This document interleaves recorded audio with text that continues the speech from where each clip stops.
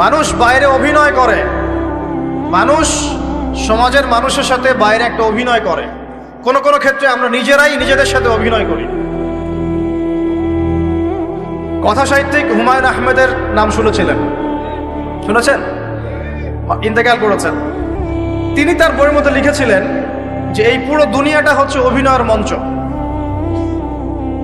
কথা সাহিত্যিক তিনি বলছেন তার মতো করে এই পুরো দুনিয়াটাই অভিনয়ের মঞ্চ, আর আমরা সবাই নিজ নিজ জায়গায় অন্যের সাথে অভিনয় করছি। কোন কোন ক্ষেত্রে আমরা নিজেরা নিজেদের সাথে অভিনয় করছি। তিনি বলছিলেন আমরা সবাই অভিনেতা, আর সবচেয়ে বড় অভিনেতা হচ্ছে পলিটিশিয়ানরা, কারণ তাদেরকে অনেক বড় মঞ্চে অভিনয় করতে হয়। এটা আমার কথা না, হুমায়ুন আহমেদের কথা, পড়ে দেখেন তো। আল্লাহ পাক পাঠিয়েছেন তার ইবাদত করতে, আর এই বস্তুবাদী জগৎ আমাদেরকে ভুলিয়ে দিল কিভাবে?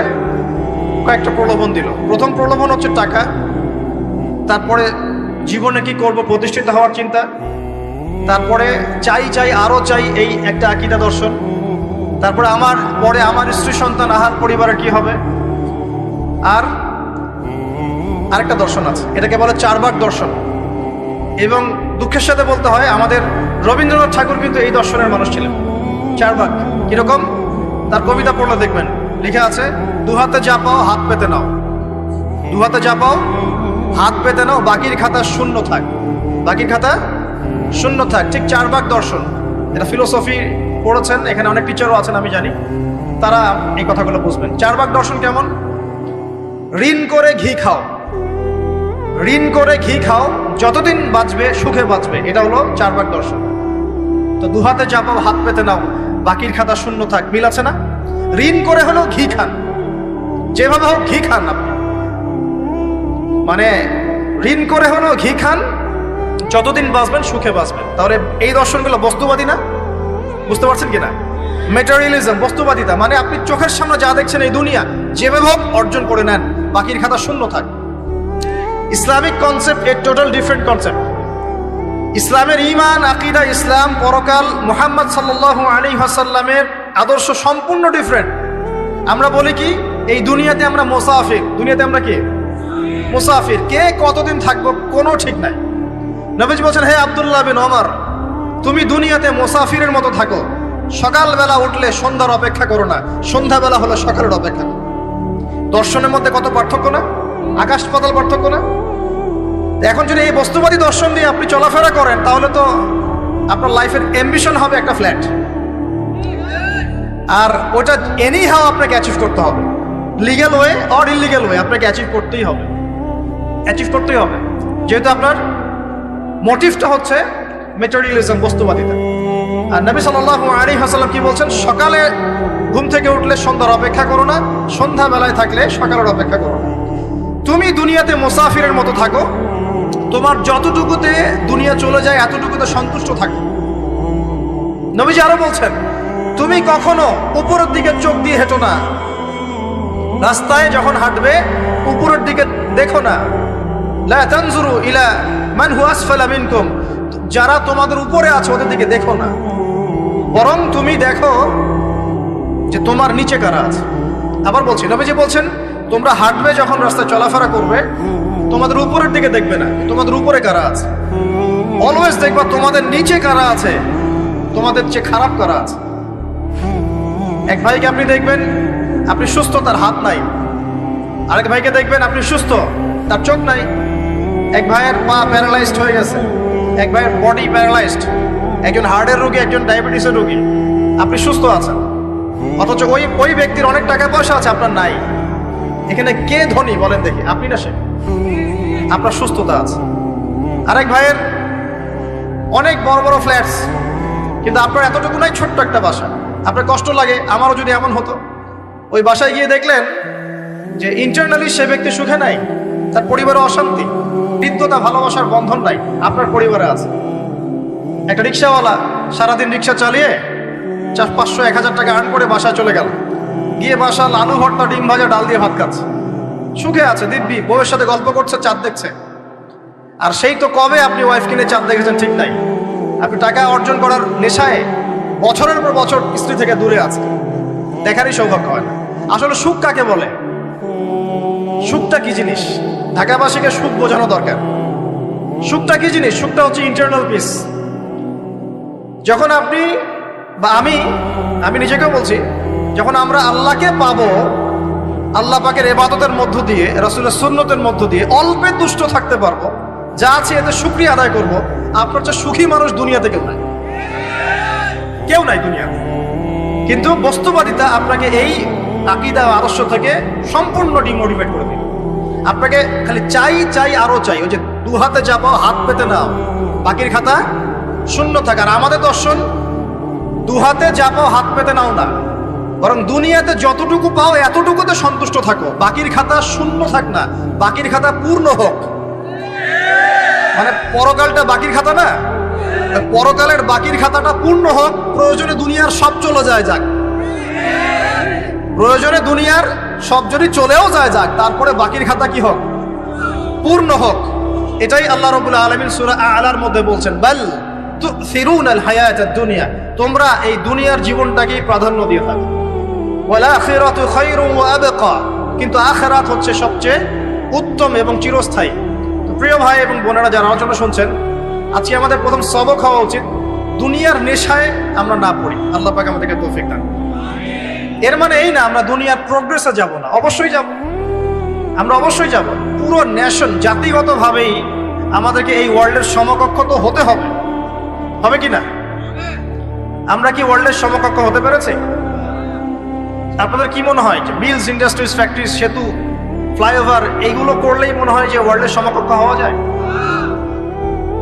প্রত্যেক জনগণ ভিতর থেকে সুখী কিনা, তাদের অন্ন, বস্ত্র, চিকিৎসা, শিক্ষা, বাসস্থান, এই যে মৌলিক চাহিদা, বেকারত্ব ঘোচানো, তিন বেলা খেয়ে পরে বাঁচা, জীবনের অধিকার, সিকিউরিটি, এই জিনিসগুলো আমাদের নিশ্চিত হচ্ছে কিনা, এটা হচ্ছে আপনার উন্নতির মানদণ্ড। উন্নতির মানদণ্ড কি? আমরা এখন যেখানে আছি না, 1776 সালে অ্যাডাম স্মিথ তার চেয়ে আগের জায়গায় ছিল। 1776 সালে অ্যাডাম স্মিথ একটা বই লিখেছেন, তার নাম হচ্ছে যে দি ওয়েলথ অফ নেশন, এই কিভাবে একটা রাষ্ট্রের ওয়েলথ ফাংশন করে। ওই 1776 সালে তিনি যে চিন্তাগুলো করেছেন, এখন পর্যন্ত আমরা সেই চিন্তা বাস্তবায়ন করতে পারি নাই। 1776 সালের চিন্তা, কিন্তু ওই চিন্তা বাস্তবায়ন করেছে পশ্চিমারা।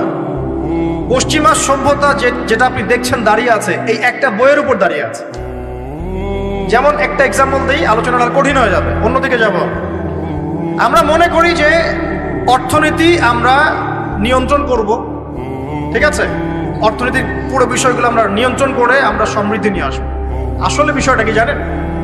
অর্থনীতির নিজের একটা ফ্লো আছে, ও নিজেই নিজেকে নিয়ন্ত্রণ করে, এবং তার উপর একটা ইনভিজিবল হ্যান্ড থাকে, অদৃশ্য হাত, যেটা আমরা বলি আল্লাহ রাব্বুল আলামিন। আল্লাহ রাব্বুল আলামিন এই পুরো অর্থনীতিকে নিয়ন্ত্রণ করে। আমরা যখন সেটাকে ইন্টারফেয়ার করতে যাব, তখন ইকোনমি কলাপস করে যাবে। এই যে করছে কলাপস। আরো ব্যাপার আছে, শুধু ব্যবসা, অর্থনীতি, এক্সপোর্ট ইম্পোর্ট, এগুলোকে তিনি জাতির মানদণ্ড বলতেন না।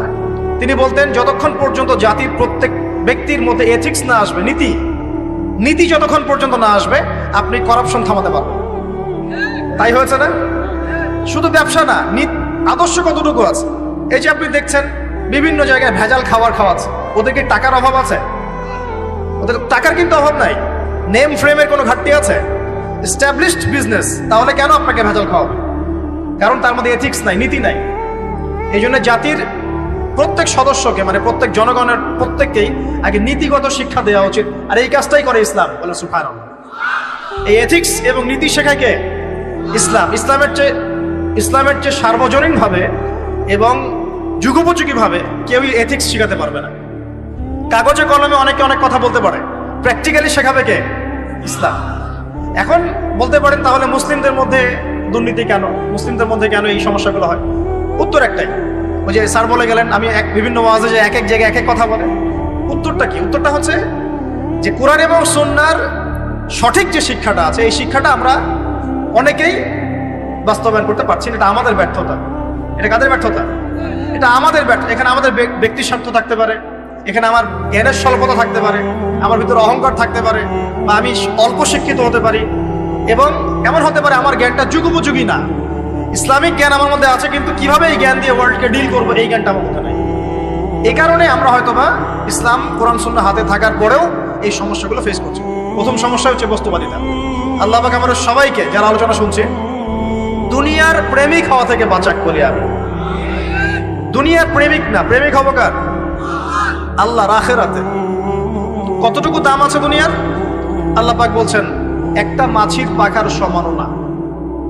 একটা মাছির পাখার কি দাম আছে আপনার কাছে? আল্লাহ পাক বলছেন পুরো দুনিয়ার দাম আমার কাছে যদি একটা মাছির পাখার সমান হতো, তাহলে এই দুনিয়াতে কোনো কাফের মুশরিক পানি পান করতে পারত। তার মানে এই দুনিয়াতে যা করো করো, আমার তো কোনো দামই নাই দুনিয়া। কালকেই তো আমি দুনিয়া ধ্বংস করবো। আর ওই যে দুই জাতির কথা বললাম, জিন এবং মানব জাতি, আপনারা সূরা আর রহমান পড়বেন। রহমান নামটা অনেক ব্যাপক, দয়াময়ের নাম। তার মানে আল্লাহ পাক মার্সিফুল, মোস্ট মার্সিফুল। কিন্তু এই সূরা আর রহমানেই একটা ভয়ঙ্কর আয়াত আছে, কি? সানাফরুগু লাকুম আইয়ুহাস সাকলান। হে মানুষ এবং জিন, হে মানুষ এবং জিন, শীঘ্রই আমি তোমাদের দুইটা জাতিকে ডিল করার জন্য ফারেক হচ্ছি, অপেক্ষা করতে থাকো। মানে আল্লাহ পাক কুল্লু ইয়াউমিন হুয়া ফি শাআন, মানে আল্লাহ পাক কি করেন? সব সময় তার কাজে ব্যস্ত আছেন। মহাবিশ্বের তো গ্রহ নক্ষত্র গ্যালাক্সির অভাব নাই, মাখলুকের কোনো অভাব নাই।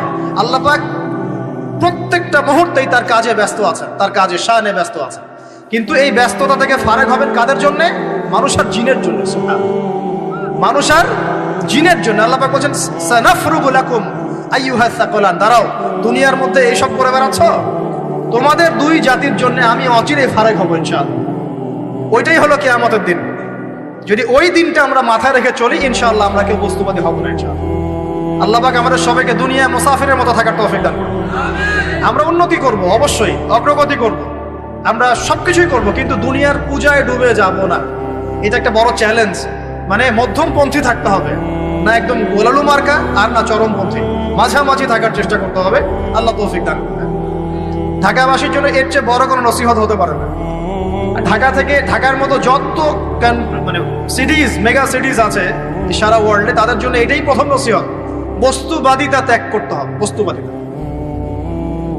আল্লাহ পাক আমাদের সবাইকে বাকির খাতা পূর্ণ করার তৌফিক দান করুন। এখন একটা লক্ষ্য পেলাম, কি জন্য দুনিয়া এসেছি? আল্লাহর ইবাদত করার জন্য। এখন অনেকে ভুল বুঝে প্রশ্ন করতে পারে, তাদের জ্ঞানের স্বল্পতা। আমি ওদেরকে দোষারোপ করবো না, কারণ আমাদের শিক্ষার সমস্যা আছে। আমরা তো সবার মাঝে ইসলামিক সার্বজনীন শিক্ষা দিতে পারছি না। এই কারণে অনেকে প্রশ্ন করতে পারে, তাহলে কি সারা জীবন আল্লাহ বিল্লাহি করতে হবে? আমি কি সারা জীবন তাসবিহ তাহলিল জিকির আজকার নামাজি পড়ে বেড়াবো? তাহলে এটা হলো তার ভুল বুঝ। এই আয়াত সম্পর্কে ভুল ব্যাখ্যা। সঠিক ব্যাখ্যাটা কি? সঠিক ব্যাখ্যা হচ্ছে সূরা হাশরের 7 নম্বর আয়াত। কত নম্বর? সূরা হাশর 7 নম্বর আয়াত। আল্লাহ পাক বলছেন ওয়ামা আতাকুমুর রাসূলু ফাখুযুহু। রাসূলুল্লাহ সাল্লাল্লাহু আলাইহি ওয়াসাল্লাম তোমাদেরকে যা যা দিয়েছেন সব নিয়ে নাও। ওয়ামা নাহাকুম আনহু ফান্তাহু। রাসূল যা থেকে বিরত থাকতে বলেছেন সমস্ত বিষয় থেকে দূরে থাকো। এখন এই আয়াতটাকে সামনে রেখে কোরআন সুন্নাহকে যদি আমরা ঘাঁটি, আমরা দেখব রাসূলুল্লাহ সাল্লাল্লাহু আলাইহি ওয়াসাল্লাম পেশাব পায়খানা ইস্তেনজা করা থেকে শুরু করে রাষ্ট্র চালানো পর্যন্ত প্রতিটা কাজের হেদায়েত দিয়ে গেছেন। আলহামদুলিল্লাহ। এটা কেউ মানি বা না মানি, দিয়ে গেছেন, এটা বিশ্বাস করতে হবে। আমল করতে পারি বা না পারি, নবী দিয়ে গেছেন, বিশ্বাস করতে হবে।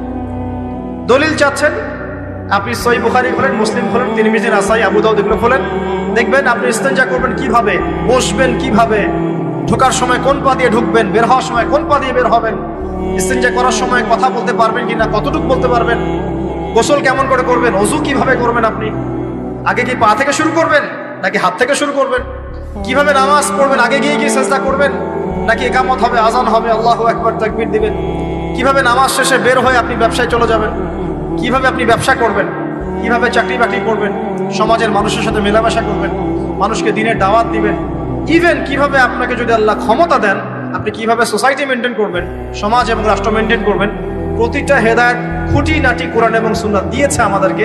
এই বিশ্বাস আগে রাখতে হবে। এই বিশ্বাস না রাখলে কেউ মুসলিম হতে পারবে না। I am very sorry to say, এই বিশ্বাস না করলে কেউ মুসলিম হতে পারবে না। আগে বিশ্বাস, তারপরে কাজ করতে পারেন কিনা সেটা পরের ইস্যু। এবং আমি বলে দিচ্ছি, এই যুগে আপনি 100% পারবেন না। সিম্পল, এই যুগে আপনি 100% পারবেন না, এটা স্বাভাবিক। কারণ এই পুরো বিশ্বটা তো ইসলামাইজড না। পুরো বিশ্ব কি ইসলামাইজড? বরং পুরো বিশ্বটা কুফরের উপর আছে। কিসের উপর আছে? পুরো ওয়ার্ল্ডটাই কুফরের উপর আছে, পুরো ওয়ার্ল্ডটাই। একটা এক্সাম্পল দিয়ে আমি প্রমাণ করতে পারি, একটা এক্সাম্পল খালি। আল্লাহ পাক বলছে সূরা মুলক, রাতের বেলা পড়তে হয় না সূরা মুলক? রাতের বেলা সূরা মুলক পড়তে হয়, যে পড়বে তার কবরের আযাব হবে না ইনশাআল্লাহ। কবরের আযাব থেকে আল্লাহ পাক তাকে বাঁচাবেন ইনশাআল্লাহ। সূরা মুলক তেলাওয়াত করতে হবে রাতের বেলা। এই সূরার প্রথম আয়াতে আল্লাহ বলেছেন তাবারাকাল্লাযী, বরকতময় সেই আল্লাহ, বিয়াদিহিল মুলক, যার হাতে পুরো মহাবিশ্বের ক্ষমতা। কার ক্ষমতা? তাবারাকাল্লাযী বিয়াদিহিল মুলক, বরকতময় সেই আল্লাহ যার হাতে পুরো মহাবিশ্বের ক্ষমতা, সার্বভৌমত্ব। ক্ষমতার বাংলা কি বলতে পারি আমরা? এটাকে ইংরেজিতে আপনারা কি বলেন? আপনারা বলেন সভারেন্টি। কি বলেন? Sovereignty belongs to Allah.